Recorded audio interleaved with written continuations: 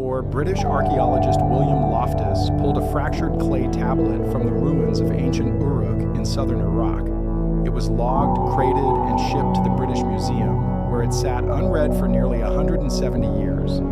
The cuneiform on it was an older dialect than anything in the standard Mesopotamian corpus, and the handful of scholars who attempted to publish on it never finished. In 2018, a private institution funded a complete translation. 2 of the 3 linguists assigned to the project requested anonymity in the final report. The third quietly left academia within 6 months of delivery. The tablet does not describe a war. It does not describe a flood. It describes, in clinical first-person prose, what happens to a human consciousness in the first 90 seconds after physical death. And then it describes, with the same clinical detail, what happens to the ones who refuse the option they are offered. 12 sequences, 12 codes.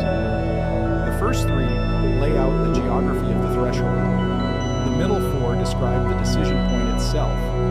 The final 5 describe what happens to those who choose the other path, the one that almost no modern source will talk about. I've spent the last 11 months reading every leaked passage, every quietly retracted academic paper, and every page of Zechariah Sitchin's later notebooks that reference the Uruk fragment. What follows is not theory. It is what the scribe carved into the clay. And the part that has stayed with me, the part I could not put down once I finished reading it, is the line about why the system was built in the first place. Because according to this tablet, the light is not what you have been told it is.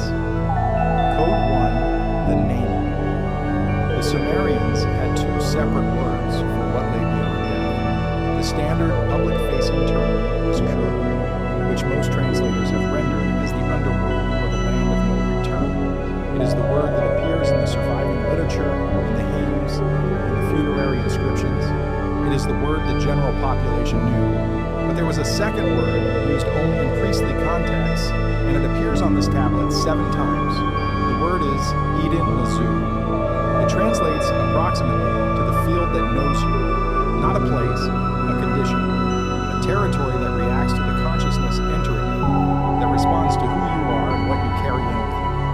The standard Sumerian afterlife, the one taught in textbooks, is a dim shadow realm where the dead ate dust and forgot their names. The tablet describes something very different.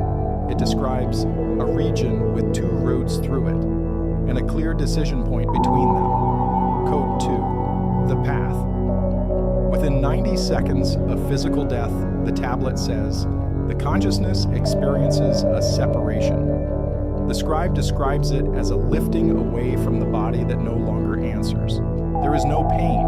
There is no fear at first. There is a sensation the scribe records as recognition, as if something you had forgotten you knew is suddenly clear again. The body, from this vantage, looks small and remote. The room, if you are in a room, looks unfamiliar in its geometry, but familiar in its detail. You are aware of being observed, but the observers are not yet visible. The tablet specifies that this phase lasts somewhere between 40 and 110 seconds, depending on what the scribe calls the weight of the person dying. He does not define weight in physical terms. He defines it in terms of unresolved obligations, of relationships unfinished, of words left unsaid, of the small unfinished business that, in his words, keeps the consciousness tethered for a few extra moments before the field opens. Code 3.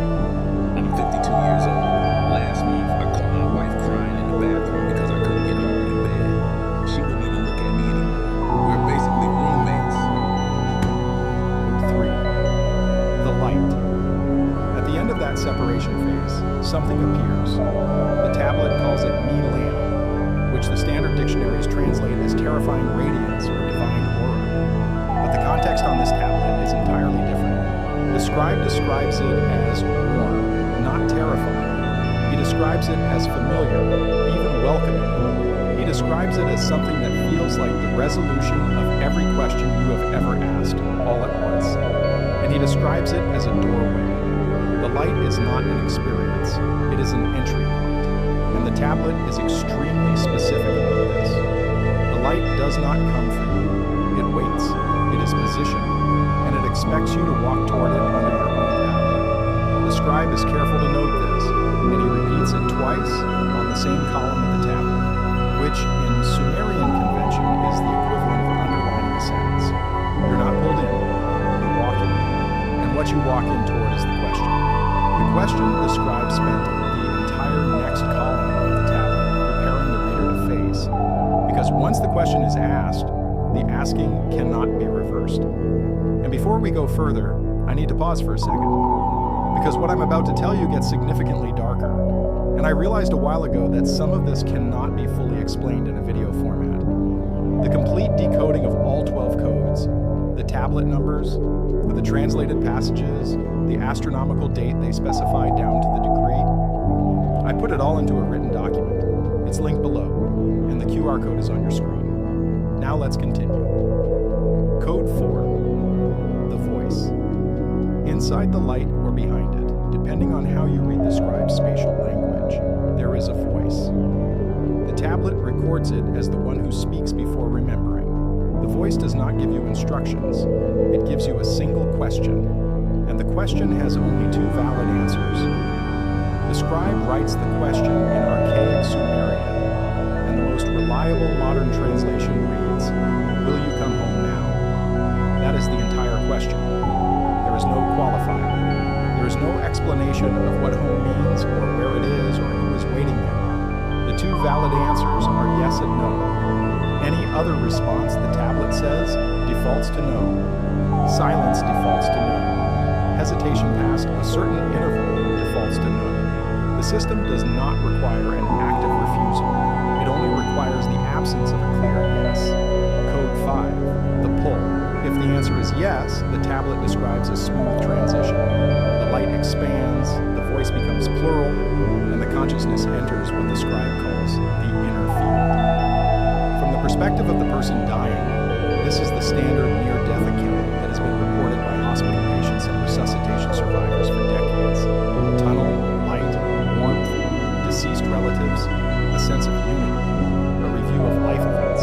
All of it is consistent with what the tablet describes. The scribe records this path as the intended path, the one the system was designed for, the one that, according to the tablet, completes a contract that was signed before the body was born.